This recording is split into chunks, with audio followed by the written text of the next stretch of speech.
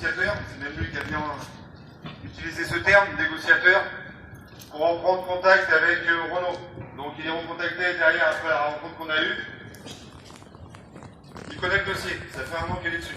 Donc déjà, c'est une bonne chose, c'est qu'au moins on n'a pas le pouvoir recommencer à expliquer.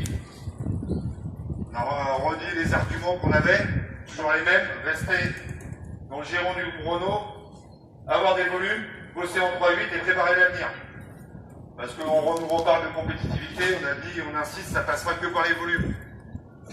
Monsieur Loer, on vient de le voir aussi, on lui a expliqué la même chose sous sa prise de position, qui lui ne veut pas être extrême, c'est-à-dire toujours étudier toutes les possibilités.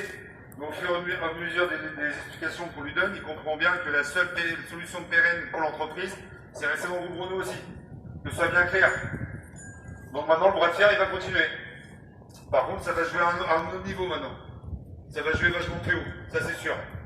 Donc on a toujours dans l'expectative le CSE de l'Arly. On l'a dit aux négociateurs, on l'a dit à l'OR, exactement la même chose. C'est qu'on ne veut pas que ce CSE se tienne. Que ce soit bien clair. Parce que si ce CSE se tient, on part dans la procédure de la recherche d'un repreneur.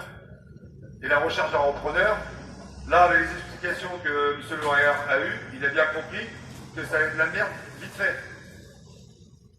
Parce que l'avenir passera aussi par le porte-fusée en aluminium et c'est pas un repreneur qui mettra les ronds là-dedans. Les volumes, ils font que diminuer au fur et à mesure du temps. Et quel repreneur a les reins solides sur le marché actuellement? On a vu pour les copains de la salle, au fond du Poitou, c'est que les guignols qui se présentent. Avec aucun projet, aucun business plan. Donc maintenant, le négociateur reprend contact aujourd'hui avec Renault, réaffirme nos revendications. Comme je vous le dis, qui sont légitimes depuis le début, les gars. Tout ce qu'on veut, c'est bosser, nous. Bosser en 3-8, préparer l'avenir, être pérenne. Pas pour 1 ou 2 ans. Pour 2 ans, on se retrouve ici encore dans la même merde. Parce qu'on l'a connu, cette situation-là. On sait ce que ça veut dire. Et quand on voit ce qui se passe avec les copains à côté de la SAM au fond du Poitou, c'est exactement la même chose. Maintenant, le combat, il doit rester le même. On doit rester unis, solidaires, soudés. Le combat ne va pas s'arrêter aujourd'hui. Je vous le dis direct, on ne va pas reprendre le boulot à 14h, les gars. On va continuer. Maintenant, la balle est dans leur camp.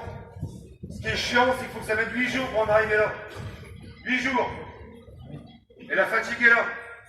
Alors on nous dit, faites gaffe avec vos actions, soyez vigilants à ce que vous faites. Mais ça tient qu'à eux. S'ils veulent qu'on reste gentil, bah que le dossier avance alors.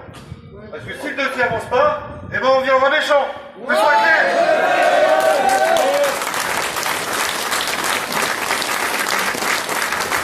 Donc maintenant, on va retourner à l'entreprise. Ils vont nous rappeler certainement tous dans l'après-midi. On fera une AG à 14h. Et si vous avez des idées d'action dans cet après-midi, on est preneurs. Il faut faire parler de nous et continuer à faire parler de nous. Ok? Alors tous ensemble et jusqu'au bout. Merci.